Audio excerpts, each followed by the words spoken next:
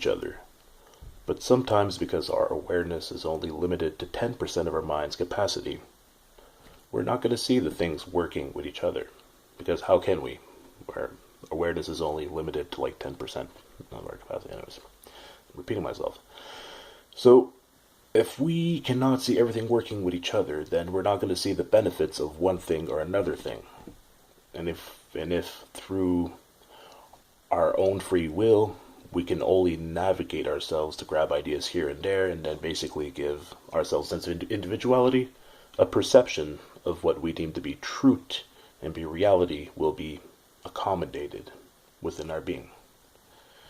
And what happens is that with people's perceptions of right and wrong, truth and all that, we often box ourselves into a status quo, and it happens, and it's hard not to do that to ourselves, considering the mechanics of how our mind works.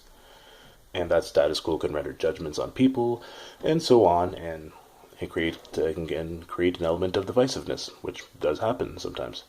There are all kinds of analogies I could use. The one that's most seen nowadays is between science and religion. A person who is a man of science could basically look down on a woman who is religious and say what she believes is nonsense. And not all people of science don't believe, but I'm just using this as an analogy.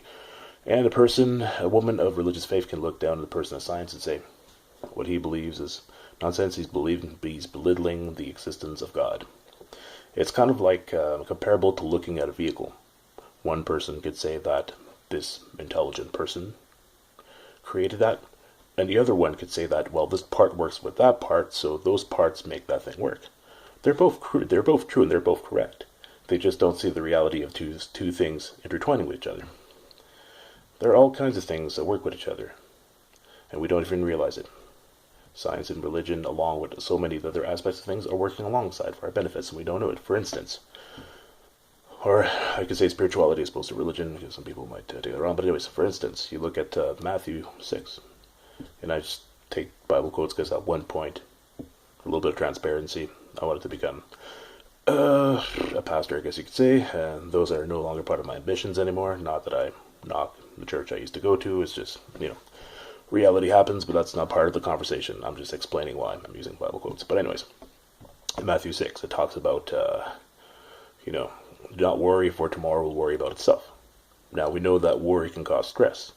And now in the field of health and science and everything else, we're discovering that people who stress will tend to have less of a life expectancy, more likely to have cancer, heart attacks, and so on. So we know that stress could be a link to, depleting the capacity to live longer, basically. And you look at another place like Philippians, for instance, where it says, whatever is true and noble, meditate upon these things. And Book of Psalms talks about, as a man thinks, so he is. Through many parts of the Bible, it talks about what you sow is what you reap.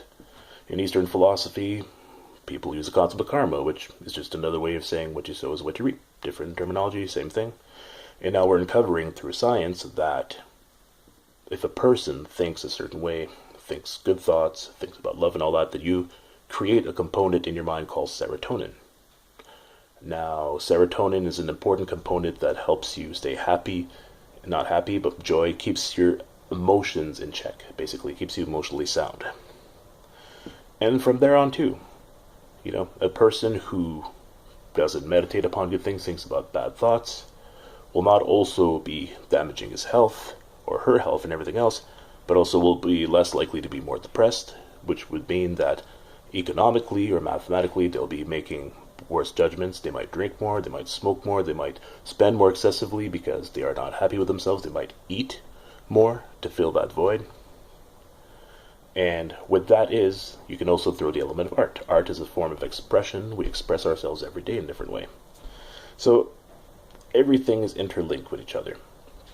We just don't see it. And everything has a purpose. And if everything has a purpose, and all of those things are composed of ideas, that means everybody has a purpose.